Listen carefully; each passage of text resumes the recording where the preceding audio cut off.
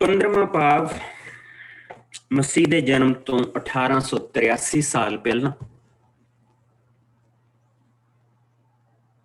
Abraham ਦੀ ਉਮਰ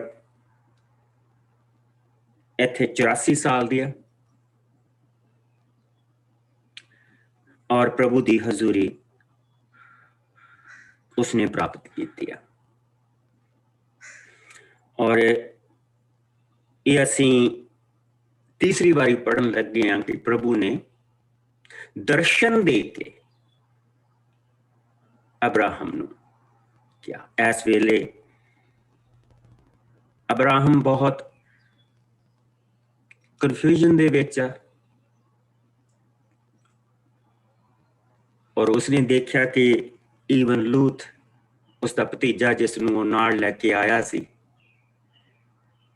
ਉਸਨੇ ਵੀ ਆਪਣਾ ਜਿਹੜਾ ਜੀਵਨ ਆ ਉਹ ਬੇਸ਼ੱਕ ਉਹ ਪ੍ਰਭੂ ਨੂੰ ਮੰਨਦਾ ਪਿਆ ਲੇਕਿਨ ਉਸਦੀ ਜ਼ਿੰਦਗੀ ਦੇ ਵਿੱਚ ਇੱਕ ਦੂਸਰਾ ਦੇਵਤਾ ਵੀ ਆ ਚੁੱਕਾ, ਉਹ ਹੈ ਧਨ। ਔਰ ਧਨ ਦੇ ਲਾਲਚ ਦੇ ਵਿੱਚ ਇੱਕ ਐਸੀ ਜਗ੍ਹਾ ਤੇ ਬੈਠਾ ਜੋ ਸਲਿਪਰੀ ਸਲੋਪ ਆ। ਪ੍ਰਭੂ ਨੇ ਅਬਰਾਹਮ ਦੇ ਰਾਹੀਂ ਉਸਦੀ ਜਾਨ ਇੱਕ ਵਾਰੀ ਬਚਾ ਦਿੱਤੀ ਆ ਲੇਕਿਨ ਉਥੋਂ ਨਿਕਲਣ ਦੀ ਬਜਾਏ ਉਹ ਹੁਣ ਦਰਵਾਜ਼ੇ ਦੇ ਅੰਦਰ ਚਲਾ ਗਿਆ ਉਹਨਾਂ ਸ਼ਹਿਰਾਂ ਦੇ, ਜੋ ਅਬਰਾਹਮ ਦੇ ਲਈ ਬੜੇ ਦੁੱਖ ਦੀ ਗੱਲ ਆ ਕਿਉਂਕਿ ਉਹਦੇ ਭਰਾ ਹਰਾਨ ਦਾ ਇਹ ਬੇਟਾ ਆ। ਸੋ ਅਸੀਂ ਅੱਜ ਪ੍ਰਭੂ ਦੇ ਵਚਨ ਦੇ ਵਿੱਚ ਦੋ ਤਿੰਨ ਚੀਜ਼ਾਂ ਅੱਗੇ ਜਾ ਕੇ ਦੇਖਾਂਗੇ, ਦੋ ਤਿੰਨ ਚੀਜ਼ਾਂ ਪਿੱਛੇ ਜਾ ਕੇ ਦੇਖਾਂਗੇ ਔਰ ਅੱਜ ਦਾ ਜਿਹੜਾ ਦਿਨ ਆ ਇਹ ਬੜੀ ਬਰਕਤ ਵਾਲਾ ਦਿਨ। ਸੋ ਆਓ 15ਵਾਂ ਭਾਵ ਇੱਕ ਆਇਤ ਤੋਂ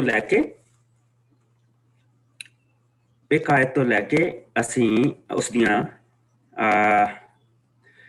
ਪਹਿਲੀਆਂ 11 ਆਇਤਾਂ ਤੱਕ ਪੜਾਂਗੇ ਜਿਸ ਨੂੰ ਮੈਂ ਪੜ੍ਹ ਦਿੰਦਾ ਪਾਸਟਰ ਜੀ।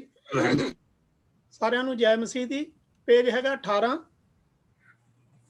ਪਰਮੇਸ਼ਰ ਦਾ ਅਬਰਾਮ ਨਾਲ ਨੇਮ। ਇਸ ਦੇ ਪਿੱਛੋਂ ਪ੍ਰਭੂ ਨੇ ਅਬਰਾਮ ਨੂੰ ਦਰਸ਼ਨ ਦੇ ਕੇ ਕਿਹਾ, ਅਬਰਾਮ ਕਿਸੇ ਤਰ੍ਹਾਂ ਨਾ ਡਰ, ਕਿਸੇ ਤਰ੍ਹਾਂ ਦਾ ਡਰ ਨਾ ਰੱਖ, ਮੈਂ ਤੇਰੀ ਹਰ ਖਤਰੇ ਤੋਂ ਰੱਖਿਆ ਕਰਾਂਗਾ, ਤੈਨੂੰ ਬਦਲੇ ਵਿੱਚ ਬਹੁਤ ਮਿਲੇਗਾ। ਅਬਰਾਮ ਨੇ ਉੱਤਰ ਦਿੱਤਾ, ਹੈ ਪ੍ਰਭੂ ਪਰਮੇਸ਼ਰ, ਤੂੰ ਮੈਨੂੰ ਕੀ ਦੇਵੇਂਗਾ ਕਿਉਂਕਿ ਮੈਂ ਅਜੇ ਵੀ ਨਿਸੰਤਾਨ ਹਾਂ। ਮੇਰੇ ਘਰ ਦਾ ਵਾਰਸ ਤਾਂ ਦਮਿਸ਼ਕੀ ਅਲੀਅਜ਼ਰ ਹੋਵੇਗਾ, ਸੋ ਤੂੰ ਤਾਂ ਮੈਨੂੰ ਕੋਈ ਸੰਤਾਨ ਨਹੀਂ ਦਿੱਤੀ, ਇਸ ਲਈ ਮੇਰੇ ਘਰ ਜੰਮਿਆ ਮੇਰਾ ਕੋਈ ਦਾਸ ਹੀ ਮੇਰੇ ਘਰ-ਬਾਰ ਦਾ ਮੇਰੇ ਪਿੱਛੋਂ ਵਾਰਸ ਹੋਵੇਗਾ। ਪਰ ਪ੍ਰਭੂ ਦਾ ਬੋਲ ਅਬਰਾਮ ਨੇ ਫਿਰ ਸੁਣਿਆ, ਨਹੀਂ, ਤੇਰਾ ਵਾਰਸ ਇਹ ਦਾਸ ਨਹੀਂ ਹੋਵੇਗਾ, ਸਗੋਂ ਤੇਰਾ ਆਪਣਾ ਪੁੱਤਰ ਤੇਰਾ ਵਾਰਸ ਹੋਵੇਗਾ। ਪ੍ਰਭੂ ਅਬਰਾਮ ਨੂੰ ਬਾਹਰ ਲੈ ਗਿਆ ਅਤੇ ਕਿਹਾ, ਤਾਰਿਆਂ ਦੀ ਗਿਣਤੀ ਕਰ, ਤੇਰੀ ਸੰਤਾਨ ਇਹਨਾਂ ਜਿੰਨੀ ਹੋਵੇਗੀ। ਅਬਰਾਮ ਨੇ ਪ੍ਰਭੂ ਤੇ ਵਿਸ਼ਵਾਸ ਕੀਤਾ ਅਤੇ ਇਸ ਲਈ ਪ੍ਰਭੂ ਨੇ ਵੀ ਉਸ ਨੂੰ ਆਪਣੇ ਸਾਹਮਣੇ ਉਚਿਤ ਠਹਿਰਾਇਆ। ਤਦ ਪ੍ਰਭੂ ਨੇ ਅਬਰਾਮ ਨੂੰ ਕਿਹਾ, ਮੈਂ ਹੀ ਤੈਨੂੰ ਕਸਦੀਆਂ ਦੇ ਨਗਰ ਊਰ ਤੋਂ ਕੱਢ ਕੇ ਲਿਆਇਆ ਕਿ ਤੈਨੂੰ ਇਹ ਧਰਤੀ ਦੇਵਾਂ। ਅਬਰਾਮ ਨੇ ਪ੍ਰਭੂ ਤੋਂ ਪੁੱਛਿਆ, ਹੇ ਪ੍ਰਭੂ ਪਰਮੇਸ਼ਰ, ਮੈਂ ਕਿਸ ਤਰ੍ਹਾਂ ਜਾਣਾ ਕਿ ਇਸ ਧਰਤੀ ਦਾ ਵਾਰਸ ਮੈਂ ਬਣਾਂਗਾ। ਪ੍ਰਭੂ ਨੇ ਅਬਰਾਮ ਨੂੰ ਕਿਹਾ, ਮੇਰੇ ਲਈ ਇੱਕ ਬਹਿੜ, ਇੱਕ ਬੱਕਰੀ, ਇੱਕ ਛਤਰਾ ਲੈ ਕੇ ਆ, ਜਿਨ੍ਹਾਂ ਦੀ ਉਮਰ 3-3 ਸਾਲ ਦੀ ਹੋਵੇ। ਇਹਨਾਂ ਦੇ ਨਾਲ ਇੱਕ ਘੁੱਗੀ ਅਤੇ ਕਬੂਤਰ ਦਾ ਬੱਚਾ ਲੈ ਕੇ ਆ। ਅਬਰਾਮ ਇਹ ਸਭ ਚੀਜ਼ਾਂ ਲੈ ਕੇ ਆਇਆ ਅਤੇ ਜਾਨਵਰ ਦੇ ਉਸਨੇ 2-2 ਟੋਟੇ ਕੀਤੇ ਜੋ ਇੱਕ ਦੂਜੇ ਉੱਤੇ ਉਸਨੇ ਰੱਖ ਦਿੱਤੇ, ਪਰ ਉਸਨੇ ਪੰਛੀਆਂ ਦੇ ਟੋਟੇ ਨਾ ਕੀਤੇ। ਸ਼ਿਕਾਰੀ ਪੰਛੀ ਉਹਨਾਂ ਉੱਤੇ ਝਪਟਦੇ ਸਨ ਪਰ ਅਬਰਾਮ ਉਹਨਾਂ ਨੂੰ ਉਡਾ ਦਿੰਦਾ ਸੀ। ਪੜ੍ਹੇ ਸੁਣੇ ਜਾਣ ਤੇ ਸਾਰਿਆਂ ਨੂੰ ਸ਼ੀਸ਼ ਬਰਕਤ ਮਿਲੇ। ਇਸ ਵੇਲੇ ਅਸੀਂ ਪ੍ਰਭੂ ਦੇ ਇਸ ਵਚਨ ਦੇ ਵਿੱਚ ਆਨੇ ਆ ਤੇ ਇਸ ਦੀ ਜਿਹੜੀ ਸਭ ਤੋਂ ਪਿਆਰੀ ਚੀਜ਼ ਹੈ ਉਹ ਹੈ ਕਿ ਪ੍ਰਭੂ ਨੇ ਜੋ ਅਬਰਾਮ ਨੂੰ ਕਿਹਾ ਕਿ ਕਿਸ ਤਰ੍ਹਾਂ ਪ੍ਰਭੂ ਮਨ ਦੀਆਂ ਗੱਲਾਂ ਨੂੰ ਜਾਣਦਾ।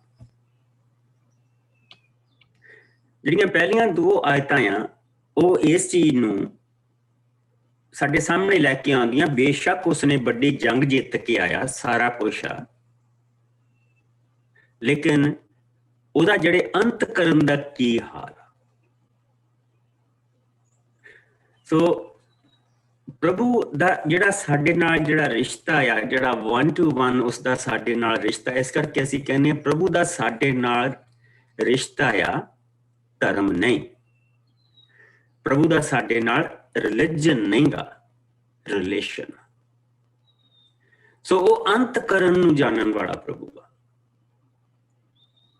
अंतकरण नूं जानन वाला परमेश्वर।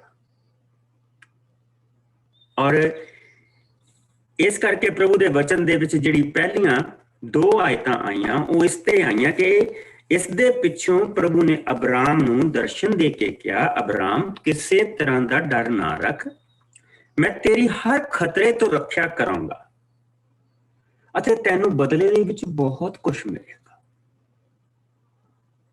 ना। जिसले प्रभु ने कहा ना बदला लेना मेरा काम आ, हुण तुसीं उस चीज नूं इहदे विच पा के देखो। इन्हां दोवां एक पहली आयत दे विच देखो, तू किसी चीज का डर ना रख, तू किसी चीज का भै ना रख, तू बदला ना लै, तू कुछ ना कर, तू मेरे वाल ध्यान ला के रख और तैनूं बदले दे विच बहुत कुछ मिलेगा। तू मेरे ते भरोसा रख। अब्राहम ने उत्तर दिता, हे प्रभु परमेश्वर तू मैनूं की देवेगा, क्योंकि मैं अजे भी ने संतान हाँ, मेरे घर का वारस दमिश्की अल अजार होवेगा। सो तू तां मैनू कोई संतान नहीं दिती, इसलिए मेरे घर जम्मिया मेरा दास, कोई दास ही मेरे घर बार दा मेरे पिछों वारस होएगा। अब्राहम नूं अपनी बरकत दा नहीं पता, अपनी बरकत का नहीं पता। पहला उसनूं ख्याल सीगा कि सारे सब चीज़ों का जिहड़ा मालक होएगा वो लूत होएगा, उहदा भतीजा। लेकिन जिसले लूत उसनूं छड्ड के चला गया ते हुण जिहड़ा दमिश्की अली एजार आ, जो उसका कॉन्फिडेंट आ, जिसनूं उसने खरीदिया लेकिन उसनूं आजाद किया, उसनूं अपना उसने गुलाम नहीं बनाया। हाँ वो अब्राहम दे नाल उसने कहा कि मैं हमेशा तेरे नाल रहूंगा, ये उसका अपना अपना डिसीजन। अब्राहम ने उसनूं आजाद करता सी कि तू वापस चला जा, अली एजार दा ये अपना डिसीजन है। सो उसने कहा कि ये दमिश्की मेरा सारा कुछ संभालूगा मेरी मौत तो बाद, पर मैं इन्हां चीज़ां दा की करना। प्रभु दा बोल अब्राहम दे लई फिर सुनिया, नहीं तेरा वारस कोई तेरा दास नहीं होएगा, सगों तेरा अपना पुत्र वारस होएगा। प्रभु अब्राहम नूं बाहर लै गया अते क्या तारियां दी गिनती कर, तेरी संतान इन्हां जिन्नी होएगी। अब्राहम ने कोई भला काम नहीं हाले तक किया जिस दे कारण प्रभु उसनूं चुने। अगर कोई चुनन दे लायक आ, भलियां कम्मां दे करके चुनन दे लायक आ, वो अयूब आ। और जिहड़ा किस्सा दूजे पासे चलदा पिया अब्राहम दे नाल, वैरी मगन आ, उधर पूरी तरह मगन। जिन्नी देर तक अब्राहम का विश्वास पक्का नहीं हो गया, वो यो ही समझदा रहा कि अयूब का कोई ना कोई पुत्र होना, जां अयूब आप आ गां ओदी संतान होनी है, उहदा ध्यान उधर है। और जिद्दां असीं इत्थे अब्राहम की कहानी पढ़ते पे, ओदी जिंदगी पढ़ते पे, दूसरे पासे सारियां चीज़ां अयूब दे नाल इस वेले हो रही। और प्रभु उसनूं भी बरकत दे रहा उधर।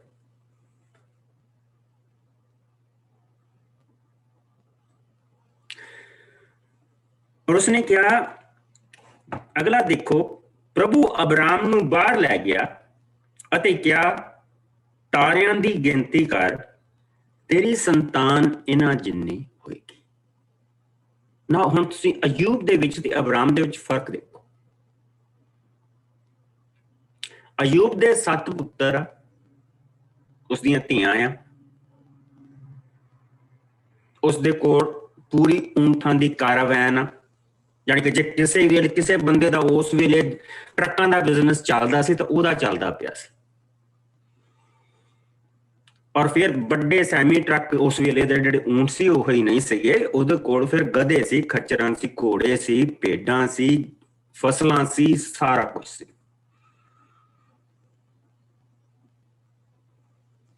ਔਰ ਉਹ ਹਰ ਰੋਜ਼ ਪ੍ਰਭੂ ਦੇ ਨਾਮ ਦੀ ਬਲੀ ਦਿੰਦਾ ਸੀ, ਔਰ ਇਸ ਚੀਜ਼ ਦੀ ਵੀ ਬਲੀ ਦਿੰਦਾ ਸੀ ਵੀ ਜੇ ਕਿਤੇ ਮੇਰੇ ਬੱਚਿਆਂ ਦੇ ਕੋਲ ਭੁੱਲ ਚੁੱਕ ਦੇ ਨਾਲ ਵੀ ਜਾਣਦਿਆਂ ਹੋਇਆਂ ਨਾ ਜਾਣਦਿਆਂ ਹੋਇਆਂ ਕੋਈ ਪਾਪ ਹੋ ਗਿਆ ਹੋਵੇ ਤਾਂ ਉਹ ਉਹਦੀ ਵੀ ਬਲੀ ਦਿੰਦਾ ਸੀ।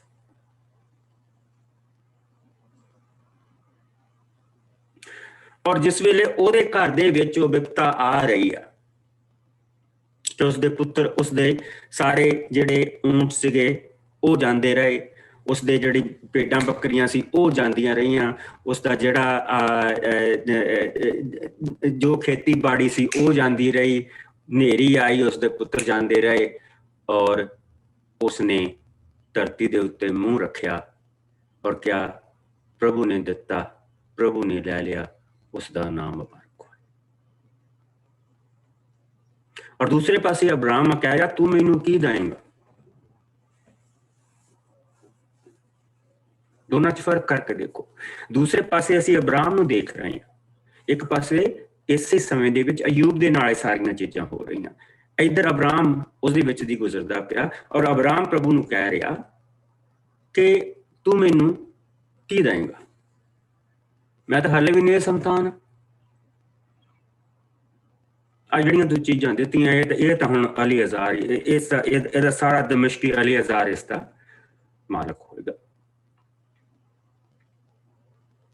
ਔਰ ਪ੍ਰਭੂ ਉਸ ਨੂੰ ਬਾਹਰ ਲੈ ਕੇ ਗਿਆ। ਇਸ ਚੀਜ਼ ਦਾ ਬਹੁਤ ਵੱਡਾ ਮਤਲਬ ਹੈ ਇੱਥੇ, ਇੰਨਾ ਛੋਟਾ ਮਤਲਬ ਨਹੀਂ, ਅਸੀਂ ਫਟਾਫਟ ਪੜ ਜਾਂਦੇ ਇਹਨਾਂ ਚੀਜ਼ਾਂ ਨੂੰ। ਹੁਣ ਪ੍ਰਭੂ ਉਸ ਨੂੰ ਉਸ ਰਾਤ ਦੇ ਹਨੇਰੇ ਦੇ ਵਿੱਚ ਬਾਹਰ ਲੈ ਕੇ ਗਿਆ ਔਰ ਪ੍ਰਭੂ ਦਾ ਜਿਹੜਾ ਸ਼ਬਦ ਆਇਆ ਉਸਨੇ ਕਿਹਾ ਤਾਰਿਆਂ ਦੀ ਗਿਣਤੀ ਕਰ, ਤੇਰੀ ਸੰਤਾਨ ਇਹਨਾਂ ਜਿੰਨੀ ਹੋਏਗੀ।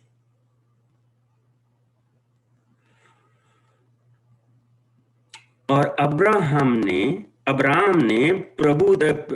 ਨੇ ਪ੍ਰਭੂ ਤੇ ਵਿਸ਼ਵਾਸ ਕੀਤਾ ਅਤੇ ਇਸ ਲਈ ਪ੍ਰਭੂ ਨੇ ਉਸ ਨੂੰ ਆਪਣੇ ਸਾਹਮਣੇ ਉਚਿਤ ਠਹਿਰਾਇਆ। ਉਹਦੇ ਵਿਸ਼ਵਾਸ ਦੇ ਕਰਕੇ ਉਹਨੇ ਵਿਸ਼ਵਾਸ ਕੀਤਾ।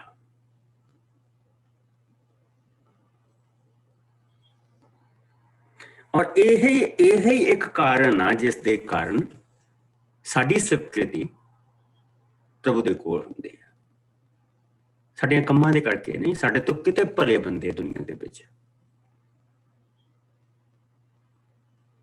ਇਹ ਚੀਜ਼ ਨਹੀਂ, ਪਰ ਕੀ ਅਸੀਂ ਉਸ ਵੇਲੇ ਪ੍ਰਭੂ ਦੇ ਕਹੇ ਦੇ ਸ਼ਬਦ ਦੇ ਉੱਤੇ ਭਰੋਸਾ ਕਰਦੇ ਹਾਂ ਜਿਸ ਵੇਲੇ ਸਾਨੂੰ ਕੁਝ ਦਿਖਾਈ ਨਹੀਂ ਦੇ ਰਿਹਾ, ਸਿਰਫ ਸੁਣਾਈ ਦੇ ਰਿਹਾ।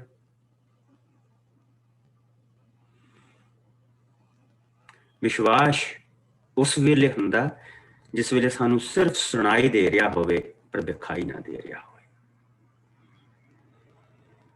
ਔਰ ਜਿਸ ਲਈ ਅਸੀਂ ਉਸ ਚੀਜ਼ ਦੇ ਉੱਤੇ ਭਰੋਸਾ ਕਰਦੇ ਹਾਂ ਤੇ ਫਿਰ ਸਾਨੂੰ ਪ੍ਰਭੂ ਆਪਣੇ ਸਾਹਮਣੇ ਉਚਿਤ ਠਹਿਰਾਉਂਦਾ।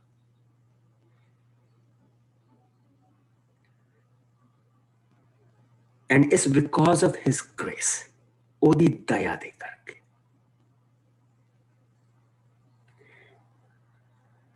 ਤਦ ਪ੍ਰਭੂ ਨੇ ਅਬਰਾਮ ਨੂੰ ਕਿਹਾ। ਸਾਨੂੰ ਪ੍ਰਭੂ ਇਹ ਨਹੀਂ ਕਹਿੰਦਾ ਜੋ ਉਸਨੇ ਅਬਰਾਮ ਨੂੰ ਕਹਿਣਾ, ਔਰ ਕਿਉਂ ਨਹੀਂ ਕਹਿੰਦਾ, ਅੱਛਾ ਉਹ ਵੀ ਦੇਖਾਂਗੇ। ਤਦ ਪ੍ਰਭੂ ਨੇ ਅਬਰਾਮ ਨੂੰ ਕਿਹਾ ਮੈਂ ਹੀ ਤੈਨੂੰ ਕਸਦੀਆਂ ਦੇ ਨਗਰ ਊਰ ਤੋਂ ਕੱਢ ਕੇ ਲਿਆਇਆ ਹਾਂ ਕਿ ਤੈਨੂੰ ਧਰਤੀ ਦੇਵਾਂ। ਸੋ ਅਸੀਂ ਇੱਥੇ ਇੱਕ ਚੀਜ਼ ਦੇਖਦੇ ਪਏ ਹਾਂ ਕਿ ਜਿਹੜੀ ਪ੍ਰਭੂ ਦੀ ਲਿਨੀਅਜ ਆ ਉਹ ਜਿੰਨੀ ਦੇਰ ਤੱਕ ਇਜਿਪਟ ਦੇ ਵਿੱਚ ਨਹੀਂ ਪਹੁੰਚ ਗਏ ਉਹ ਪੱਕਿਆਂ ਘਰਾਂ 'ਚ ਨਹੀਂ ਰਹੇ, ਉਹ ਤੰਬੂਆਂ ਦੇ ਵਿੱਚ ਹੀ ਰਹੇ।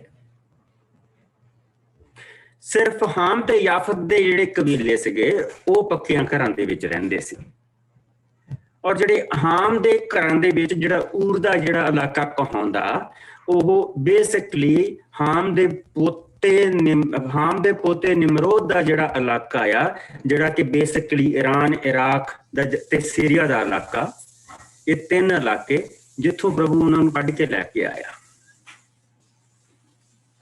ਔਰ ਹੁਣ ਉਹ ਜਿਹੜਾ ਉਸੇ ਨੋਹਾ ਦੇ ਪੁੱਤਰ ਹਾਮ ਦੇ ਜਿਹੜੇ ਪੁੱਤਰ ਅਗਾਂ ਉਹ ਪੋਤਾ ਅਗਾਂ ਕਨਾਨ ਆ, ਕਨਾਨ ਦੇ ਇਲਾਕੇ ਦੇ ਵਿੱਚ ਉਹ ਆ ਕੇ ਹੁਣ ਬੈਠਾ ਆ, ਕਿਉਂਕਿ ਨੋਹਾ ਨੇ ਆਪਣੇ ਪੋਤੇ ਨੂੰ ਸਰਾਫ ਦਿੱਤਾ ਸੀ ਕਿ ਤੂੰ ਦਾਸ ਬਣ ਕੇ ਰਹੇਗਾ। ਇਸ ਕਰਕੇ ਉਸ ਕਨਾਨ ਦੀ ਜਿਹੜੀ ਧਰਤੀ ਸੀ, ਪਰਮੇਸ਼ਰ ਨੇ ਉੱਥੇ ਲਿਆ ਕੇ ਅਬਰਾਹਮ ਨੂੰ ਸਾਰੀ ਧਰਤੀ ਦਿਖਾਈ ਕਿ ਇਹ ਧਰਤੀ ਮੈਂ ਤੈਨੂੰ ਦੇਵਾਂਗਾ।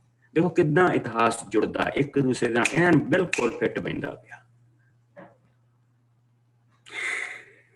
ਪ੍ਰਭੂ ਨੇ ਅਬਰਾਮ ਨੂੰ ਕਿਹਾ, ਮੈਂ ਤੈਨੂੰ ਕਸਦੀਆਂ ਦੇ ਨਗਰ ਊਰ ਤੋਂ ਕੱਢ ਕੇ ਲਿਆਇਆ ਹਾਂ ਕਿ ਤੈਨੂੰ ਇਹ ਧਰਤੀ ਦੇਵਾਂ। ਅਬਰਾਮ ਨੇ ਪ੍ਰਭੂ ਤੋਂ ਪੁੱਛਿਆ, ਹੇ ਪ੍ਰਭੂ, ਮੈਂ ਕਿਸ ਤਰ੍ਹਾਂ ਜਾਣਾ ਕਿ ਮੈਂ ਇਸ ਧਰਤੀ ਦਾ ਵਾਰਿਸ ਬਣਾ?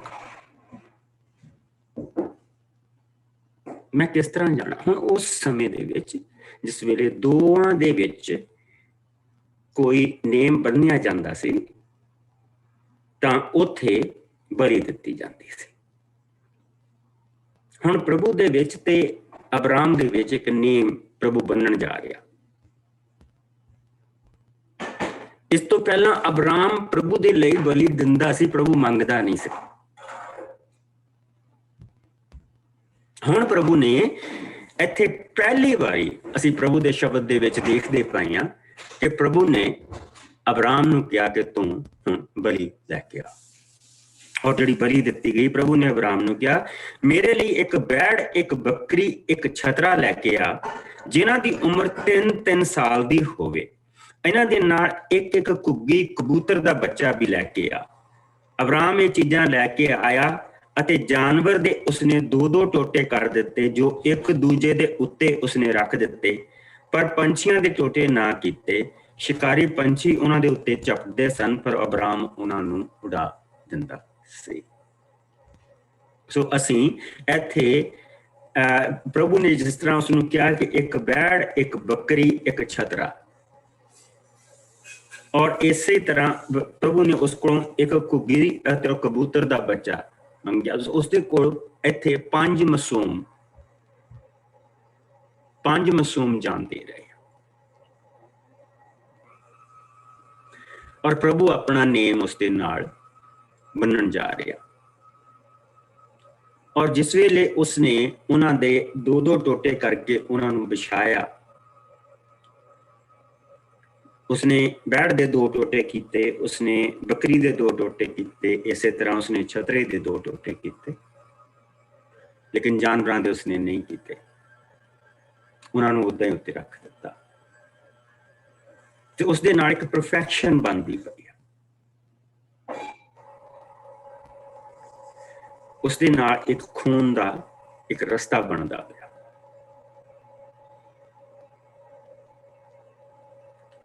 ਔਰ ਸ਼ਿਕਾਰੀ ਉਸਦੇ ਉੱਤੇ ਝਪਟਦੇ ਪਏ, ਪਰ ਅਬਰਾਮ ਉਹਨਾਂ ਨੂੰ ਉਡਾ ਰਿਹਾ। ਇਹ ਅਸੀਂ ਜਿਸ ਲਈ ਅੱਗੇ ਜਾਵਾਂਗੇ ਅਸੀਂ ਇਸ ਦਾ ਮਤਲਬ ਸਮਝਾਂਗੇ ਕਿ ਕੀ ਇਸ ਦਾ ਮਤਲਬ। ਜਦੋਂ ਸੂਰਜ ਡੁੱਬ ਰਿਹਾ ਸੀ, ਹੁਣ 12 ਅੱਜ ਦੇ ਵਿੱਚ ਆ ਜਾਓ, 12 ਤੋਂ ਲੈ ਕੇ ਅਸੀਂ ਇਸ ਨੂੰ 21 ਤਾਈਂ ਪੜਾਂਗੇ। ਜਿਸ ਨੂੰ ਮੈਂ ਪੜ੍ਹ ਦਿੰਦਾ ਪਾਸਟਰ ਜੀ। ਫਿਰ ਜਦੋਂ ਸੂਰਜ ਡੁੱਬ ਰਿਹਾ ਸੀ ਤਾਂ ਅਬਰਾਮ ਗੂੜੀ ਨੀਂਦੇ ਸੌਂ ਗਿਆ ਅਤੇ ਉਸਨੂੰ ਇੱਕ ਡਰਾਉਣੇ ਹਨੇਰੇ ਨੇ ਆ ਘੇਰਿਆ। ਪ੍ਰਭੂ ਨੇ ਅਬਰਾਮ ਨੂੰ ਕਿਹਾ, ਤੇਰਾ ਵੰਸ਼ ਪਰਾਏ ਦੇਸ਼ ਵਿੱਚ ਪਰਦੇਸੀ ਹੋ ਕੇ ਰਹੇਗਾ। ਉੱਥੋਂ ਦੇ ਲੋਕ ਉਹਨਾਂ ਤੇ ਅਤਿਆਚਾਰ ਕਰਨਗੇ ਅਤੇ 400 ਸਾਲਾਂ ਤੱਕ ਉਹਨਾਂ ਨੂੰ ਆਪਣੇ ਦਾਸ ਬਣਾਈ ਰੱਖਣਗੇ। ਪਰ ਪਿੱਛੋਂ ਮੈਂ ਉਸ ਕੌਮ ਦਾ ਨਿਆਂ ਕਰਾਂਗਾ ਜਿਸ ਦੀ ਉਹ ਸੇਵਾ ਕਰਨਗੇ, ਅਤੇ ਤਦ ਤੇਰਾ ਵੰਸ਼ ਬਹੁਤ ਸਾਰਾ ਧਨ ਮਾਲ ਉੱਥੋਂ ਲੈ ਕੇ ਨਿਕਲ ਆਵੇਗਾ। ਪਰ ਤੂੰ ਸ਼ਾਂਤੀ ਨਾਲ ਆਪਣੇ ਪੁਰਖਿਆਂ ਨਾਲ ਜਾ ਮਿਲੇਗਾ ਅਤੇ ਲੰਮੀ ਉਮਰ ਦੇ ਪਿੱਛੋਂ ਤੂੰ ਕਬਰ ਵਿੱਚ ਰੱਖਿਆ ਜਾਵੇਗਾ। ਤੇਰੀ ਚੌਥੀ ਪੁਸ਼ਤ ਇੱਥੇ ਵਾਪਸ ਆਵੇਗੀ, ਕਿਉਂਕਿ ਮੈਂ ਅਮੋਰੀ ਲੋਕਾਂ ਨੂੰ ਇੱਥੋਂ ਉਸ ਸਮੇਂ ਤੱਕ ਨਹੀਂ ਕੱਢਾਂਗਾ ਜਦੋਂ ਤੱਕ ਉਹਨਾਂ ਦੀ ਬੁਰਾਈ ਦੀ ਹੱਦ ਪੂਰੀ ਨਾ ਹੋ ਜਾਵੇ। ਫਿਰ ਜਦੋਂ ਸੂਰਜ ਡੁੱਬ ਗਿਆ ਅਤੇ ਹਨੇਰਾ ਹੋ ਗਿਆ ਤਾਂ ਇੱਕ ਧੂਆਂਦਾਰ ਬਲਦ ਬਲਦਾ ਬਰਤਨ ਅਤੇ ਮਿਸਾਲ ਜਾਨਵਰਾਂ ਦੇ ਹੋਇਆਂ ਵਿੱਚੋਂ ਦੀ ਲੰਘੀ। ਉਸ ਸਮੇਂ ਪ੍ਰਭੂ ਨੇ ਅਬਰਾਮ ਨਾਲ ਇਹ ਕਹਿ ਕੇ ਨੇਮ ਬੰਨਿਆ, ਤੇਰੇ ਵੰਸ਼ ਨੂੰ ਮੈਂ ਇਹ ਸਾਰੀ ਧਰਤੀ ਦਿੰਦਾ ਹਾਂ। ਮਿਸਰ ਦੇ ਦਰਿਆ ਤੋਂ ਲੈ ਕੇ ਵੱਡੇ ਦਰਿਆ ਫਰਾਤ ਤੱਕ, ਕੇਨੀਆਂ ਦੀ, ਕਨਿਜੀਆਂ ਦੀ, ਕਦਮੋਨੀਆਂ ਦੀ, ਹਿੱਤੀਆਂ ਦੀ, ਪਰਿਜੀਆਂ ਦੀ, ਰਫਾਈਮਾਂ ਦੀ, ਅਮੋਰੀਆਂ ਦੀ, ਕਨਾਨੀਆਂ ਦੀ, ਗਿਰਗਾਸੀਆਂ ਦੀ ਅਤੇ ਯਬੂਸੀਆਂ ਦੀ। ਯਬੂਸੀਆਂ ਦੀ। ਸੋ ਇਹ ਜਿਹੜਾ ਅਸੀਂ ਦੇਖਦੇ ਪਏ ਹਾਂ, ਬੇਸਿਕਲੀ ਜਿਹੜਾ 15ਵਾਂ ਚੈਪਟਰ ਆ, ਇਹ ਪ੍ਰਕਾਸ਼ ਦੀ ਪੋਥੀ ਆ ਅਬਰਾਹਮ ਦੇ ਲਈ, ਜੋ ਉਸਦੇ ਖਾਨਦਾਨ ਦੇ ਨਾਲ ਕੀ ਹੋਏਗਾ। ਨਾਓ ਪ੍ਰਭੂ ਹਮੇਸ਼ਾ ਉਹ ਚੀਜ਼ ਦੱਸਦਾ ਜਿਹੜੀ ਉਹਨੇ ਪਹਿਲਾਂ ਕੀਤੀ ਹੋਵੇ,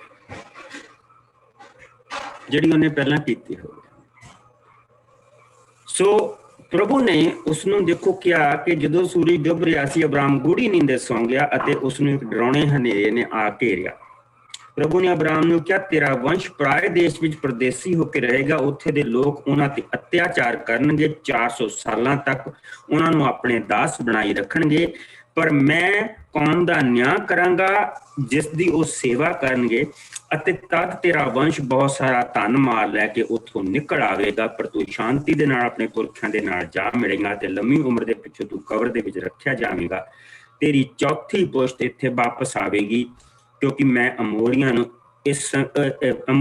ਅਮੋਰੀ ਲੋਕਾਂ ਨੂੰ ਇੱਥੋਂ ਉਸ ਸਮੇਂ ਤੱਕ ਨਹੀਂ ਕੱਢਾਂਗਾ ਜਦੋਂ ਤੱਕ ਕਿ ਉਹਨਾਂ ਦੀ ਬੁਰਾਈ ਪੂਰੀ ਨਾ ਹੋ ਜਾਵੇ।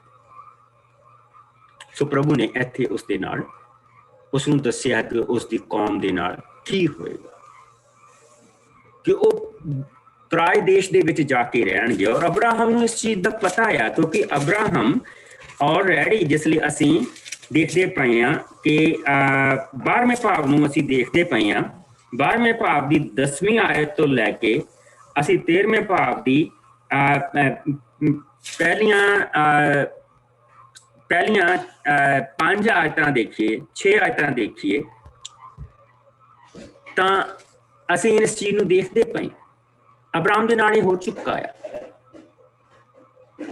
ਅਬਰਾਮ ਮਿਸਰ ਦੇ ਵਿੱਚ ਗਿਆ ਆ, ਉੱਥੇ ਉਹਨਾਂ ਨੇ ਉਸਦੀ ਪਤਨੀ ਨੂੰ ਉੱਤੋਂ ਖੋਲਿਆ, ਉਸਨੂੰ ਉੱਥੇ ਰਹਿਣਾ ਪਿਆ, ਔਰ ਪ੍ਰਭੂ ਉਸਨੂੰ ਉੱਥੋਂ ਕੱਢ ਕੇ ਲੈ ਕੇ ਆਇਆ।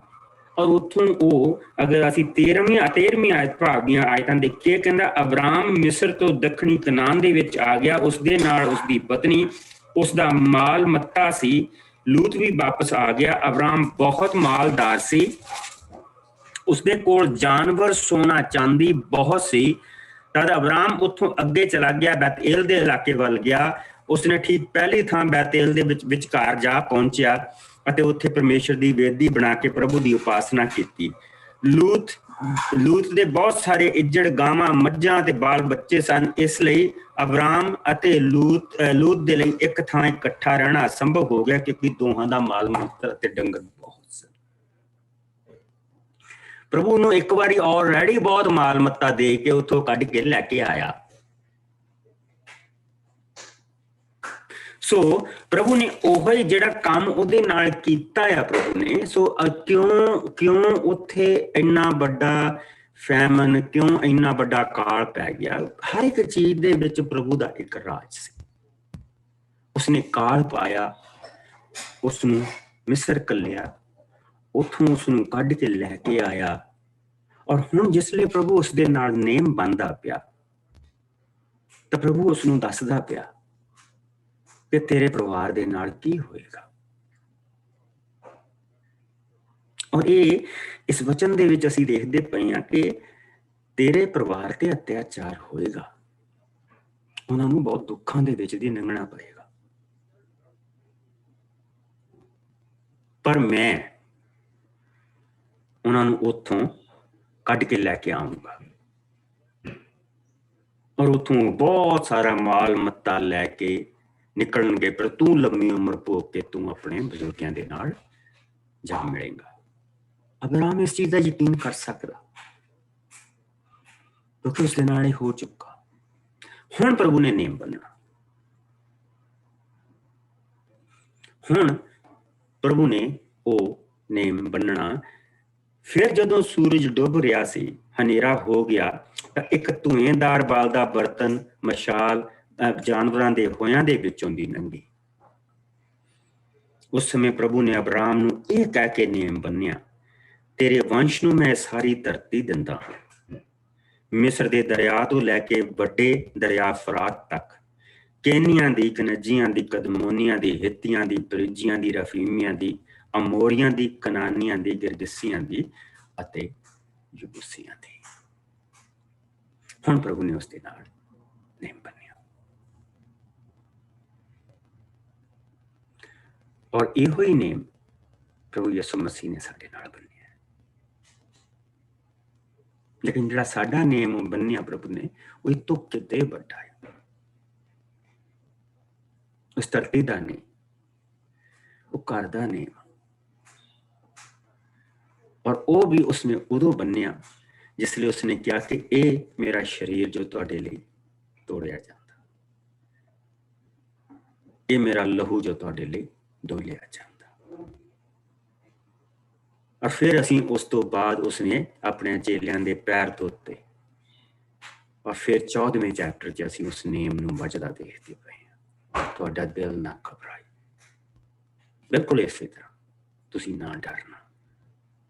ਅਬਰਾਮ ਤੋਂ ਕਿਸੇ ਚੀਜ਼ ਦਾ ਡਰ ਨਾ ਰੱਖ। ਇਸੇ ਤਰ੍ਹਾਂ ਪ੍ਰਭੂ ਨੇ ਸਾਡੇ ਨਾਲ ਨੇਮ ਬੰਨਿਆ, ਤੁਹਾਡਾ ਦਿਲ ਨਾ ਘਬਰਾਏ। ਤੁਸੀਂ ਪਰਮੇਸ਼ਰ 'ਚ ਭਰੋਸਾ ਰੱਖਦੇ ਆ, ਮੇਰੇ ਤੇ ਵੀ ਰੁਕੋ। ਔਰ ਇਹ ਜਿਸ ਤਰ੍ਹਾਂ ਇਹ ਨੇਮ ਵੱਜਦਾ ਪਿਆ, ਪ੍ਰਭੂ ਨੇ ਉਸੇ ਤਰ੍ਹਾਂ ਖਾਣ ਦੇ ਲਈ ਰੋਟੀ ਦਿੱਤੀ ਹੈ, ਮੇਰਾ ਸਰੀਰ ਜੋ ਤੁਹਾਡੇ ਲਈ ਤੋੜਿਆ ਜਾਂਦਾ, ਇਹ ਮੇਰਾ ਲਹੂ ਜੋ ਤੁਹਾਡੇ ਲਈ ਬਹਾਇਆ ਜਾਂਦਾ। ਔਰ ਫਿਰ ਅਸੀਂ ਜਿਸਲੇ ਯਹੂਨਾ ਦੇ ਵਿੱਚ ਆਉਂਦੇ ਹਾਂ, 14ਵੇਂ ਭਾਵ ਦੇ ਵਿੱਚ ਆਉਂਦੇ ਹਾਂ, ਔਰ ਕੋਈ ਜਾਣਾ ਇੱਥੇ ਲਿਖ ਲਓ ਤੁਸੀਂ, ਯਹੂਨਾ ਦਾ 14ਵਾਂ ਭਾਵ ਇਸ ਦੇ ਨਾਲ, ਜੌਨ ਚੈਪਟਰ 14। ਸੋ ਆਓ ਅਸੀਂ ਉਸ ਦੇ ਵਿੱਚ ਦੇਖੀਏ ਔਰ ਆਪਣਾ ਨੇਮ ਦੇਖੀਏ ਜੋ ਪ੍ਰਭੂ ਨੇ ਸਾਡੇ ਨਾਲ ਨੇਮ ਬੰਨਿਆ। ਬਿਲਕੁਲ ਇਸੇ ਤਰ੍ਹਾਂ ਪ੍ਰਭੂ ਨੇ ਵਚਨ ਦੀ ਸ਼ੁਰੂਆਤ ਕੀਤੀ ਜਿਸ ਤਰ੍ਹਾਂ ਇੱਥੇ ਕੀਤੀ। ਯਹੂਨਾ ਦੇ 14ਵੇਂ ਭਾਵ ਦੇ ਵਿੱਚ ਆ ਜਾਓ।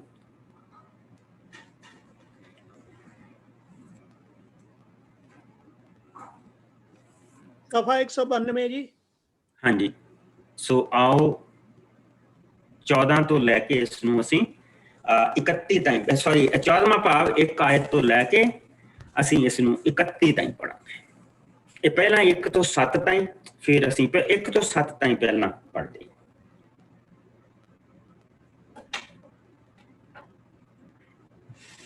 ਮੈਂ ਪੜ੍ਹ ਦਿੰਦਾ ਵਾਸੂ ਜੀ। ਹਾਂਜੀ, 1 ਤੋਂ 7 ਤਾਈਂ। ਪ੍ਰਭੂ ਯਿਸੂ ਪਿਤਾ ਕੋਲ ਪਹੁੰਚਣ ਦਾ ਰਾਹ। ਤੁਹਾਡਾ ਦਿਲ ਨਾ ਘਬਰਾਏ, ਪਰਮੇਸ਼ਰ ਉੱਤੇ ਭਰੋਸਾ ਰੱਖੋ ਅਤੇ ਮੇਰੇ ਉੱਤੇ ਵੀ। ਮੇਰੇ ਪਿਤਾ ਦੇ ਘਰ ਵਿੱਚ ਬਹੁਤ ਰਹਿਣ ਵਾਲੀਆਂ ਥਾਵਾਂ ਹਨ। ਜੇਕਰ ਨਾ ਹੁੰਦੀਆਂ ਤਾਂ ਕੀ ਮੈਂ ਤੁਹਾਨੂੰ ਕਹਿੰਦਾ ਕਿ ਮੈਂ ਤੁਹਾਡੇ ਲਈ ਥਾਂ ਤਿਆਰ ਕਰਨ ਲਈ ਜਾ ਰਿਹਾ ਹਾਂ। ਸੋ ਜੇਕਰ ਮੈਂ ਜਾ ਕੇ ਤੁਹਾਡੇ ਲਈ ਥਾਂ ਤਿਆਰ ਕਰਾਂ ਤਾਂ ਮੈਂ ਫਿਰ ਵਾਪਸ ਆਵਾਂਗਾ ਅਤੇ ਤੁਹਾਨੂੰ ਆਪਣੇ ਕੋਲ ਲੈ ਜਾਵਾਂਗਾ, ਤਾਂ ਜੋ ਜਿੱਥੇ ਮੈਂ ਹਾਂ ਤੁਸੀਂ ਵੀ ਹੋਵੋ। ਜਿੱਥੇ ਮੈਂ ਜਾ ਰਿਹਾ ਹਾਂ ਤੁਸੀਂ ਉੱਥੇ ਦਾ ਰਾਹ ਜਾਣਦੇ ਹੋ। ਥੋਮਾ ਨੇ ਯਿਸੂ ਨੂੰ ਕਿਹਾ, ਪ੍ਰਭੂ ਜੀ, ਅਸੀਂ ਤਾਂ ਇਹ ਵੀ ਨਹੀਂ ਜਾਣਦੇ ਕਿ ਤੁਸੀਂ ਕਿੱਥੇ ਜਾ ਰਹੇ ਹੋ, ਤਾਂ ਫਿਰ ਅਸੀਂ ਰਾਹ ਕਿਸ ਤਰ੍ਹਾਂ ਜਾਣ ਸਕਦੇ ਹਾਂ। ਯਿਸੂ ਨੇ ਉਸ ਨੂੰ ਉੱਤਰ ਦਿੱਤਾ, ਮੈਂ ਹੀ ਰਾਹ ਹਾਂ, ਮੈਂ ਹੀ ਸੱਚ, ਮੈਂ ਹੀ ਜੀਵਨ ਹਾਂ। ਮੇਰੇ ਤੋਂ ਬਿਨਾਂ ਕੋਈ ਵੀ ਪਿਤਾ ਦੇ ਕੋਲ ਪਹੁੰਚ ਨਹੀਂ ਸਕਦਾ। ਜੇਕਰ ਤੁਸੀਂ ਮੈਨੂੰ ਜਾਣਦੇ ਹੋ ਤਾਂ ਮੇਰੇ ਪਿਤਾ ਨੂੰ ਵੀ ਜਾਣਦੇ। ਹੁਣ ਤੁਸੀਂ ਉਸ ਨੂੰ ਜਾਣਦੇ ਹੋ ਅਤੇ ਉਸ ਦਾ ਦਰਸ਼ਨ ਵੀ ਕਰ ਚੁੱਕੇ ਹੋ। ਸੋ ਅਬਰਾਮ ਨੂੰ ਦਰਸ਼ਨ ਦੇ ਕੇ ਪ੍ਰਭੂ ਨੇ ਕਿਹਾ, ਤੂੰ ਕਿਸੇ ਚੀਜ਼ ਦਾ ਡਰ ਨਾ ਰੱਖ, ਮੈਂ ਤੇਰੇ ਨਾਲ, ਔਰ ਮੈਂ ਤੈਨੂੰ ਬਦਲੇ ਦੇ ਵਿੱਚ ਬਹੁਤ ਕੁਝ ਦੇਵਾਂਗਾ। ਔਰ ਅਬਰਾਮ ਕਹਿ ਰਿਹਾ ਕਿ ਪ੍ਰਭੂ ਤੂੰ ਮੈਨੂੰ ਕੀ ਦੇਂਗਾ। ਔਰ ਚੇਲਿਆਂ ਵੱਲ ਦੇਖੀਏ ਤਾਂ ਉਹ ਵੀ ਇਦਾਂ ਦੇ ਆ ਵਿਚਾਰੇ। ਇਸ ਲਈ ਪ੍ਰਭੂ ਪਹਿਲਾਂ ਸਾਰੀਆਂ ਚੀਜ਼ਾਂ ਦੱਸਦੇ ਪਏ ਆ। ਤੇ ਅਸੀਂ ਜੇ 13ਵੇਂ ਭਾਵ ਦੀ 36 ਆਇਤ ਤੇ ਉਹਨੇ ਸ਼ਮੌਨ ਪਤਰਸ ਨੇ ਯਿਸੂ ਨੂੰ ਪੁੱਛਿਆ, ਪ੍ਰਭੂ ਜੀ ਤੁਸੀਂ ਕਿੱਥੇ ਜਾ ਰਹੇ ਹੋ? ਤੇ ਉਹਨਾਂ ਨੇ ਉੱਤਰ ਦਿੱਤਾ, ਜਿੱਥੇ ਮੈਂ ਜਾ ਰਿਹਾ ਹਾਂ ਇਸ ਵੇਲੇ ਤੁਸੀਂ ਉੱਥੇ ਮੇਰੇ ਪਿੱਛੇ ਨਹੀਂ ਆ ਸਕਦੇ ਹੋ, ਪਰ ਫਿਰ ਆਵੋਗੇ। ਪਤਰਸ ਨੇ ਕਿਹਾ, ਪ੍ਰਭੂ ਜੀ ਇਸ ਵੇਲੇ ਕਿਉਂ ਨਹੀਂ ਤੁਹਾਡੇ ਪਿੱਛੇ ਆ ਸਕਦਾ, ਮੈਂ ਤਾਂ ਤੁਹਾਡੇ ਲਈ ਆਪਣੀ ਜਾਨ ਵਾਰ ਸਕਦਾ ਹਾਂ। ਯਿਸੂ ਨੇ ਉੱਤਰ ਦਿੱਤਾ, ਕੀ ਤੂੰ ਆਪਣੀ ਜਾਨ ਮੇਰੇ ਲਈ ਵਾਰ ਸਕਦਾ ਹੈ? ਪਰ ਮੈਂ ਤੈਨੂੰ ਸੱਚ ਕਹਿੰਦਾ ਹਾਂ, ਕੁੱਕੜ ਦੇ ਬਾਂਗ ਦੇਣ ਤੋਂ ਪਹਿਲਾਂ ਤੂੰ 3 ਵਾਰੀ ਮੇਰਾ ਇਨਕਾਰ ਕਰੇਗਾ। ਉਸੇ ਤਰ੍ਹਾਂ ਦੀਆਂ ਗੱਲਾਂ ਅਸੀਂ ਇੱਥੇ ਦੇਖਦੇ ਪਏ ਹਾਂ, ਜਿਸ ਲਈ ਪ੍ਰਭੂ ਨੇਮ ਬੰਨ੍ਹਦੇ ਪਏ। ਔਰ ਜਿਸ ਲਈ ਇੱਥੇ ਨੇਮ ਬੰਨਿਆ ਜਾ ਰਿਹਾ, ਉੱਥੇ ਦੱਸਿਆ ਜਾ ਰਿਹਾ ਕਿ ਮੈਂ ਤੁਹਾਨੂੰ ਅਮੋਰੀਆਂ ਦੀ, ਗਿਰਗਿਸੀਆਂ ਦੀ, ਸਾਰਿਆਂ ਦੀ ਧਰਤੀ ਮੈਂ ਦਊਂਗਾ। ਔਰ ਇੱਥੇ ਦੱਸਿਆ ਜਾ ਰਿਹਾ ਸਾਨੂੰ ਘਰ ਦੇ ਬਾਰੇ, ਘਰ ਦੇ ਬਾਰੇ ਦੱਸਿਆ ਜਾ ਰਿਹਾ। ਸੋ ਉਹਨਾਂ ਨੇ ਪ੍ਰਭੂ ਯਿਸੂ ਨੂੰ, ਥੋਮਾ ਨੇ ਪ੍ਰਭੂ ਯਿਸੂ ਮਸੀਹ ਨੂੰ ਜਿਹੜਾ ਸਵਾਲ ਕੀਤਾ, ਉਸਨੇ ਕਿਹਾ, ਯਿਸੂ ਨੂੰ ਕਿਹਾ, ਪ੍ਰਭੂ ਜੀ ਅਸੀਂ ਤਾਂ ਇਹ ਵੀ ਨਹੀਂ ਜਾਣਦੇ ਕਿ ਤੁਸੀਂ ਕਿੱਥੇ ਜਾ ਰਹੇ ਹੋ, ਤਾਂ ਫਿਰ ਅਸੀਂ ਰਾਹ ਕਿਸ ਤਰ੍ਹਾਂ ਜਾਣ ਸਕਦੇ ਹਾਂ? ਯਿਸੂ ਨੇ ਉੱਤਰ ਦਿੱਤਾ, ਮੈਂ ਹੀ ਰਾਹ ਹਾਂ, ਮੈਂ ਹੀ ਰਾਹ ਹਾਂ, ਮੈਂ ਹੀ ਸੱਚ ਤੇ ਮੈਂ ਹੀ ਜੀਵਨ ਹਾਂ।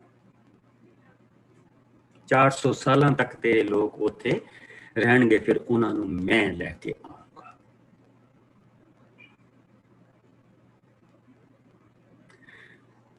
ਜੇਕਰ ਤੁਸੀਂ ਮੈਨੂੰ ਜਾਣਦੇ ਹੋ ਤਾਂ ਮੇਰੇ ਪਿਤਾ ਨੂੰ ਵੀ ਜਾਣਦੇ ਹੋ। ਹੁਣ ਤੁਸੀਂ ਉਸ ਨੂੰ ਜਾਣਦੇ ਹੋ ਅਤੇ ਉਸ ਦਾ ਦਰਸ਼ਨ ਕਰ ਚੁੱਕੇ ਹੋ। ਯਾਹਵੇ, ਜਿਸ ਲਈ ਉਸਨੇ ਆਪਣਾ ਨਾਂ ਦੱਸਣਾ, ਮੈਂ ਹਾਂ ਜੋ ਮੈਂ ਹਾਂ। और ਇੱਥੇ ਯਿਸੂ ਕੀ ਕਹਿ ਰਹੇ ਆ? ਮੈਂ ਹੀ ਸੱਚ ਹਾਂ। ਈਗੋ ਐਮੀ 2 ਵਾਰੀ ਸ਼ਬਦ ਆਉਂਦਾ। ਈਗੋ ਦਾ ਮਤਲਬ ਵੀ ਮੈਂ ਹਾਂ ਆ, ਐਮੀ ਦਾ ਮਤਲਬ ਵੀ ਮੈਂ ਹੀ ਰਾਹ ਹਾਂ, ਮੈਂ ਹੀ ਸੱਚ ਹਾਂ, ਮੈਂ ਹੀ ਜੀਵਨ ਹਾਂ। ਤੁਸੀਂ ਜੇਕਰ ਤੁਸੀਂ ਮੈਨੂੰ ਜਾਣਦੇ ਹੋ ਤਾਂ ਮੇਰੇ ਪਿਤਾ ਨੂੰ ਵੀ ਜਾਣਦੇ ਹੋ। ਹੁਣ ਤੁਸੀਂ ਉਸ ਨੂੰ ਜਾਣਦੇ ਹੋ ਤੇ ਉਸ ਦਾ ਦਰਸ਼ਨ ਕਰ ਚੁੱਕੇ ਹੋ। ਫਿਲਿਪਸ ਨੇ ਉਹਨਾਂ ਨੂੰ ਕਿਹਾ, ਪ੍ਰਭੂ ਜੀ ਸਾਨੂੰ ਪਿਤਾ ਦੇ ਦਰਸ਼ਨ ਕਰਵਾ ਦਿਓ, ਸਾਡੇ ਲਈ ਇਹੋ ਹੀ ਬਹੁਤ ਹੈ। ਯਿਸੂ ਨੇ ਉਹਨਾਂ ਨੂੰ ਕਿਹਾ, ਫਿਲਿਪਸ ਮੈਂ ਤੁਹਾਡੇ ਨਾਲ ਇੰਨੇ ਸਮੇਂ ਤੋਂ ਰਹਿ ਰਿਹਾ ਹਾਂ, ਫਿਰ ਵੀ ਤੁਸੀਂ ਮੈਨੂੰ ਨਹੀਂ ਜਾਣਿਆ। ਜਿਸ ਨੇ ਮੇਰੇ ਦਰਸ਼ਨ ਕੀਤੇ ਉਸਨੇ ਪਿਤਾ ਦੇ ਦਰਸ਼ਨ ਕੀਤੇ ਹਨ। ਤੂੰ ਕਿਸ ਤਰ੍ਹਾਂ ਕਹਿੰਦਾ ਹੈ ਕਿ ਸਾਨੂੰ ਪਿਤਾ ਦੇ ਦਰਸ਼ਨ ਕਰਵਾਓ? ਕੀ ਤੁਸੀਂ ਵਿਸ਼ਵਾਸ ਨਹੀਂ ਕਰਦੇ ਹੋ ਕਿ ਮੈਂ ਪਿਤਾ ਵਿੱਚ ਹਾਂ ਤੇ ਪਿਤਾ ਮੇਰੇ ਵਿੱਚ ਹੈ? ਇਹ ਜਿਹੜੇ ਵਚਨ ਮੈਂ ਤੁਹਾਨੂੰ ਕਹੇ ਹਨ, ਇਹ ਮੈਂ ਆਪਣੇ ਵੱਲੋਂ ਨਹੀਂ ਕਹੇ ਹਨ। ਪਿਤਾ ਹੀ ਮੇਰੇ ਵਿੱਚ ਰਹਿ ਕੇ ਆਪਣਾ ਕੰਮ ਕਰਦਾ ਹੈ। ਪਿਤਾ ਹੀ ਮੇਰੇ ਵਿੱਚ ਰਹਿ ਕੇ ਆਪਣਾ ਵਚਨ ਬੋਲਦਾ।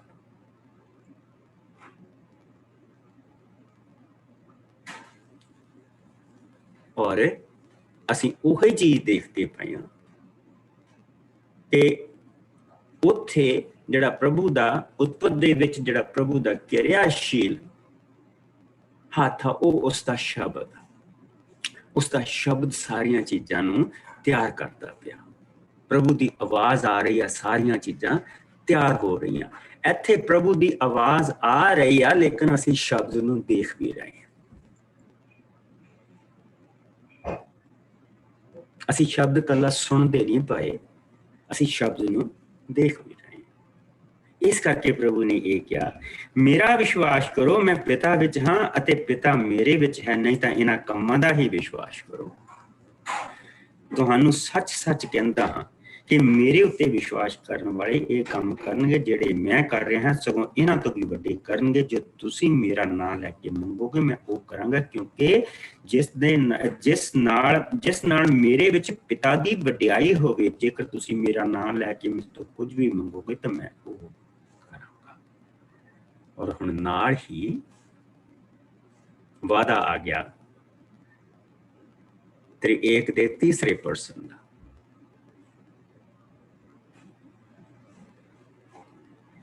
ਪਵਿੱਤਰ ਆਤਮਾ ਦਾ ਵਾਦਾ ਆ ਗਿਆ। ਸੋ ਹੁਣ ਤੁਸੀਂ ਜਦ ਤੱਕ ਤੁਸੀਂ ਉਸ ਜਗ੍ਹਾ ਤੇ ਨਹੀਂ ਪਹੁੰਚੋਗੇ, ਫਿਰ ਉਦੋਂ ਤੱਕ ਕੀ ਹੋਵੇਗਾ? ਉਦੋਂ ਤੱਕ ਅਸੀਂ 15 ਤੋਂ ਲੈ ਕੇ ਅਸੀਂ 20 ਤੱਕ ਇਸ ਨੂੰ ਪੜਾਂਗੇ। ਸੋ ਜਿਸ ਨੂੰ ਮਿਲ ਜਾਏ ਉਹ ਇਸ ਨੂੰ ਪੜ੍ਹੇ।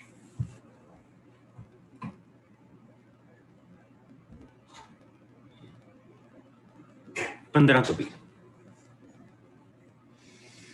ਮੈਂ ਪੜ੍ਹਨਾ ਪਵਿੱਤਰ ਆਤਮਾ ਦੇ ਲਈ ਵਚਨ। ਜੇਕਰ ਤੁਸੀਂ ਮੈਨੂੰ ਪਿਆਰ ਕਰਦੇ ਹੋ, ਤੁਸੀਂ ਮੇਰੀਆਂ ਆਗਿਆਵਾਂ ਦਾ ਪਾਲਣ ਕਰੋਗੇ। ਮੈਂ ਪਿਤਾ ਨੂੰ ਬੇਨਤੀ ਕਰਾਂਗਾ ਅਤੇ ਉਹ ਤੁਹਾਨੂੰ ਦੂਜਾ ਮਦਦਗਾਰ ਦੇਵੇਗਾ ਕਿ ਉਹ ਸਦਾ ਤੁਹਾਡੇ ਨਾਲ ਰਹੇ, ਅਰਥਾਤ ਸੱਤ ਦਾ ਆਤਮਾ, ਜਿਸ ਨੂੰ ਸੰਸਾਰ ਪ੍ਰਾਪਤ ਨਹੀਂ ਕਰ ਸਕਦਾ, ਕਿਉਂਕਿ ਨਾ ਤਾਂ ਸੰਸਾਰ ਉਸ ਨੂੰ ਦੇਖਦਾ ਹੈ ਅਤੇ ਨਾ ਹੀ ਜਾਣਦਾ ਹੈ। ਪਰ ਤੁਸੀਂ ਉਸ ਨੂੰ ਜਾਣਦੇ ਹੋ, ਕਿਉਂਕਿ ਉਹ ਤੁਹਾਡੇ ਨਾਲ ਰਹਿੰਦਾ ਹੈ ਅਤੇ ਤੁਹਾਡੇ ਵਿੱਚ ਹੋਵੇਗਾ। ਮੈਂ ਤੁਹਾਨੂੰ ਅਨਾਥ ਨਹੀਂ ਛੱਡਾਂਗਾ, ਮੈਂ ਤੁਹਾਡੇ ਕੋਲ ਆ ਰਿਹਾ ਹਾਂ। ਥੋੜਾ ਚਿਰ ਹੋਰ ਹੈ, ਫਿਰ ਸੰਸਾਰ ਮੈਨੂੰ ਕਦੀ ਨਹੀਂ ਦੇਖੇਗਾ, ਪਰ ਤੁਸੀਂ ਮੈਨੂੰ ਦੇਖੋਗੇ। ਮੈਂ ਜਿਉਂਦਾ ਹਾਂ, ਇਸ ਲਈ ਤੁਸੀਂ ਵੀ ਜਿਉਂਗੇ। ਉਸ ਦਿਨ ਤੁਸੀਂ ਜਾਣੋਗੇ ਕਿ ਮੈਂ ਪਿਤਾ ਵਿੱਚ ਹਾਂ, ਤੁਸੀਂ ਮੇਰੇ ਵਿੱਚ ਹੋ ਅਤੇ ਮੈਂ ਤੁਹਾਡੇ ਵਿੱਚ ਹਾਂ। ਇੰਨਾ ਜੀ। ਆਮੇਨ। ਹਾਂਜੀ ਇੰਨਾ। ਸੋ ਹੁਣ ਵਾਟ ਅਬਾਊਟ ਜਿਹੜਾ ਸਮਾਂ ਗੱਭੇ ਆ, ਉੱਥੇ ਜਿਹੜਾ 400 ਸਾਲ ਉਸ ਨੂੰ ਦੱਸਿਆ ਗਿਆ ਕਿ 400 ਸਾਲ ਤੇਰੀ ਸੰਤਾਨ ਉੱਥੇ ਰਹੇਗੀ। ਸੋ ਵਾਟ ਅਬਾਊਟ ਉਸ ਵਾਅਦੇ ਨੂੰ ਪੂਰਾ ਹੋਣ ਦੇ ਵਿੱਚ ਤੇ ਸਾਡੇ ਵਿੱਚ ਜਿਹੜਾ ਸਮਾਂ ਆ ਉਸ ਦੇ ਵਿੱਚ ਕੀ ਹੋਏਗਾ? ਸੋ ਪ੍ਰਭੂ ਨੇ ਉਸ ਨੂੰ ਵੀ ਇੱਥੇ ਸੰਪੂਰਨ ਕੀਤਾ। ਉਸਨੇ ਕਿਹਾ ਜੇਕਰ ਤੁਸੀਂ ਮੈਨੂੰ ਪਿਆਰ ਕਰਦੇ ਹੋ। That is very important. ਪ੍ਰਭੂ ਨੂੰ ਪਿਆਰ, ਜੇਕਰ ਤੁਸੀਂ ਮੈਨੂੰ ਪਿਆਰ ਕਰਦੇ ਔਰ ਇਹ ਸਾਨੂੰ ਇਹ ਚੀਜ਼ ਦਰਸਾਉਂਦਾ ਕਿ what is Jesus to us? ਪ੍ਰਭੂ ਯਿਸੂ ਕੌਣ ਆ ਸਾਡੇ ਲਈ?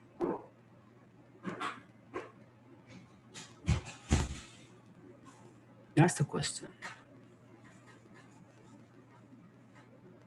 ਕੀ ਸਵਾਲ?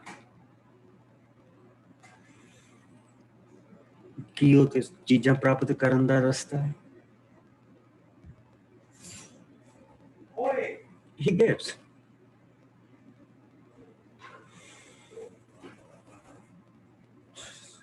He gives.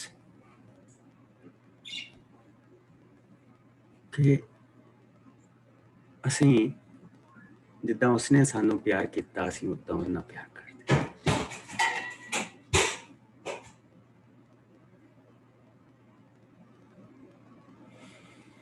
ਔਰ ਫਿਰ ਉਸ ਦੇ ਵਿੱਚ ਬਹੁਤ ਵੱਡੀ ਚੀਜ਼ ਆਉਂਦੀ ਆ।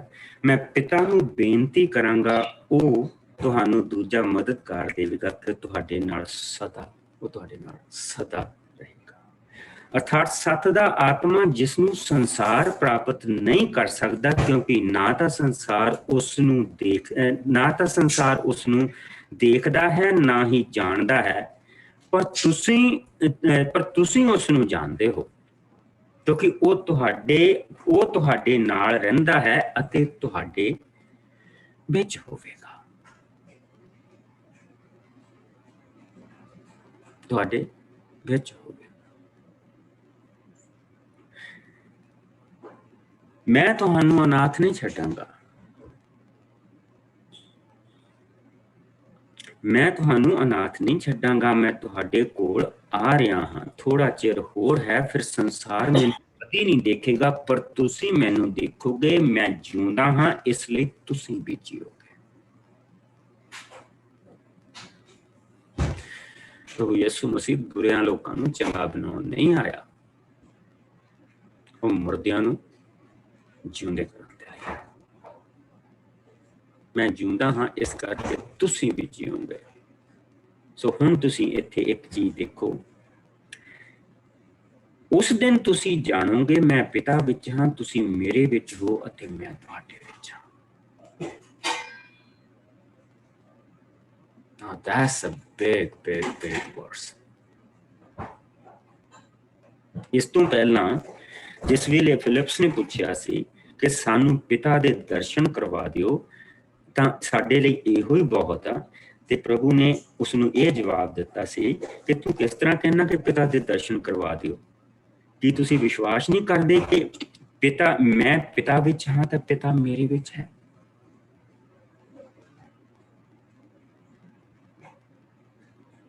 ਹੁਣ ਅਗਰ ਅਸੀਂ 10ਵੀਂ ਆਇਤ ਨੂੰ ਲੈ ਕੇ 20ਵੀਂ ਆਇਤ ਨੂੰ ਦੇਖਦੇ ਹਾਂ ਤੇ ਉਹਦੇ ਵਿੱਚ ਇੱਕ ਪਲੱਸ ਆਉਂਦਾ।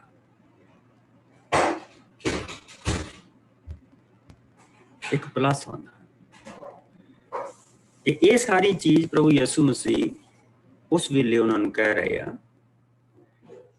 ਜਿਸ ਵੇਲੇ ਉਹ ਉਹਨਾਂ ਦੇ ਸਾਹਮਣੇ ਬੈਠੇ ਹੋ ਔਰ ਉਹਨਾਂ ਨੂੰ ਉਹ ਸਾਰੀਆਂ ਚੀਜ਼ਾਂ ਦੱਸਦੇ ਪਏ ਆ।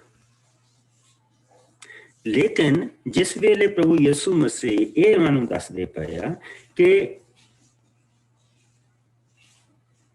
ਹੁਣ ਤਾਂ ਸੰਸਾਰ, ਇੱਕ ਸਮਾਂ ਆਏਗਾ ਸੰਸਾਰ, ਮੈਂ ਹੁਣ ਤੁਹਾਡੇ ਵਿੱਚ ਹਾਂ, ਫਿਰ ਮੈਂ ਤੁਹਾਡੇ ਵਿੱਚ ਨਹੀਂ ਹੋਵਾਂਗਾ, ਪਰ ਮੈਂ ਤੁਹਾਨੂੰ ਅਨਾਥ ਨਹੀਂ ਛੱਡਾਂਗਾ। ਸੋ ਹੁਣ ਉਹਨਾਂ ਨੇ ਉਸ ਬਲੀ ਦੇ ਵਿੱਚ ਦੀ ਲੰਘਦੇ ਪਏ। ਔਰ ਜਿਸਲੇ ਉਹ ਸਲੀਬ ਦੀ ਬਲੀ ਜਿਹੜੀ ਸਵਰਗ ਔਰ ਧਰਤੀ ਦੇ ਗੱਬੇ ਆ, ਜਿਹੜੇ ਜਿਸਲੇ ਉਸ ਰਸਤੇ ਦੇ ਵਿੱਚੋਂ ਦੀ ਲੰਘਦੇ ਪਏ,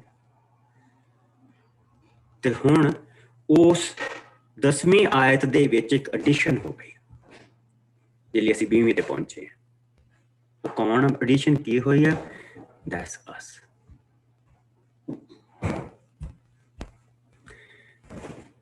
ਪ੍ਰਭੂ ਨੇ ਕੀ ਕਿਹਾ? ਉਸ ਦਿਨ ਤੁਸੀਂ ਜਾਣੋਗੇ ਮੈਂ ਪਿਤਾ ਵਿੱਚ ਹਾਂ, ਤੁਸੀਂ ਮੇਰੇ ਵਿੱਚ ਹੋ ਅਤੇ ਮੈਂ ਤੁਹਾਡੇ ਵਿੱਚ ਹਾਂ। Let us pray.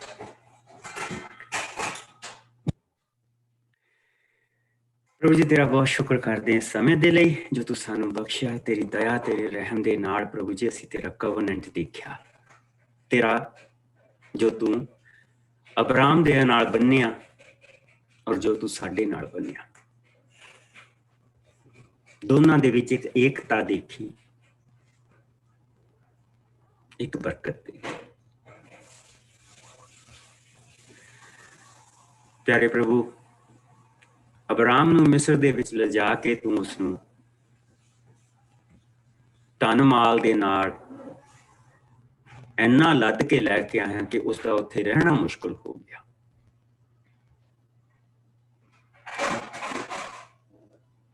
ਔਰ ਫਿਰ ਤੂੰ ਉਸਨੂੰ ਦੱਸਿਆ ਕਿ ਤੇਰੀ ਸੰਤਾਨ 400 ਸਾਲ ਬਾਅਦ ਕਿਸ ਤਰ੍ਹਾਂ ਆਏਗੀ।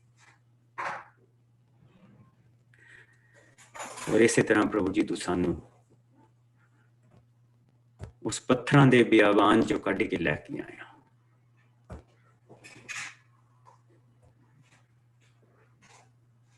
ਹਾਂ ਖੁਦਾਵੰਦ, ਅਸੀਂ ਇਹ ਸਾਡਾ ਮਿਸਰ ਆ ਇਸ ਵੇਲੇ, ਪਰ ਤੇਰਾ ਸ਼ੁਕਰ ਹੈ ਤੂੰ ਸਾਡੇ ਨਾਲ ਸਾਡੇ ਵਾਅਦੇ ਦੀ ਧਰਤੀ ਸਵਰਗ ਦੇ ਵਿੱਚ ਜਿੱਥੇ ਅਸੀਂ ਜਾ ਰਹੇ। ਪਿਆਰੇ ਪ੍ਰਭੂ, ਹੁਣ ਤੋਂ ਲੈ ਕੇ ਜਦ ਤੱਕ ਅਸੀਂ ਦੁਆਰਾ ਮਿਲੀਏ, ਤੇਰੀ ਰਾਖੀ, ਤੇਰਾ ਰਹਿਮ, ਤੇਰਾ ਪਿਆਰ ਸਾਡੇ ਸਭ ਦੇ ਨਾਲ ਬਣਿਆ ਰਹੇ। ਤੇਰੇ ਵਚਨ ਦੀਆਂ ਇਹ ਚੀਜ਼ਾਂ ਸਾਡੇ ਕੰਨਾਂ ਦੇ ਵਿੱਚ ਗੂੰਜਦੀਆਂ ਰਹਿਣ। ਸ਼ੁਕਰਗੁਜ਼ਾਰੀ ਪ੍ਰਭੂ ਜੀ ਸਾਡੇ ਦਿਲਾਂ ਦੇ ਵਿੱਚ ਬਣੀ ਰਹੇ। ਜਦ ਜਦ ਸਾਡਾ ਮਨ ਘਬਰਾਏ ਪ੍ਰਭੂ ਜੀ ਸਾਨੂੰ ਇਹ ਚੀਜ਼ਾਂ ਯਾਦ ਆਉਣ, ਅਸੀਂ ਇਕੱਲੇ ਨਹੀਂ, ਸਾਡਾ ਪ੍ਰਭੂ ਸਾਡੇ ਨਾਲ, ਸਾਡੇ ਵਿੱਚ, ਉਸਦੀ ਹਜ਼ੂਰੀ ਹਮੇਸ਼ਾ ਸਾਡੇ ਨਾਲ, ਉਸਨੇ ਸੱਤੇ ਪਾਸਿਓਂ ਸਾਨੂੰ ਸਾਂਭਿਆ ਹੈ। ਪਿਆਰੇ ਪ੍ਰਭੂ, ਇਹ ਵਕਤ ਪ੍ਰਭੂ ਜੀ ਜਿਸ ਦੇ ਵਿੱਚ ਦੀ ਅਸੀਂ ਗੁਜ਼ਰਦੇ ਪਏ ਹਾਂ, ਇਹ ਨਜ਼ਦੀਕੀ ਦਾ ਸ਼ਬਦ ਆ, ਉਹ ਨਜ਼ਦੀਕੀ ਦਾ ਵਕਤ ਹੈ ਜਦ ਤੂੰ ਵਾਪਸ ਆ ਰਿਹਾ। ਸੋ ਪਾਪ ਵੀ ਪ੍ਰਭੂ ਜੀ ਆਪਣੀ ਪੂਰੀ ਤਰ੍ਹਾਂ ਇਸ ਵੇਲੇ ਪੱਕ ਚੁੱਕਾ, ਫਲ ਪੱਕ ਚੁੱਕਾ। ਪਿਆਰੇ ਪ੍ਰਭੂ,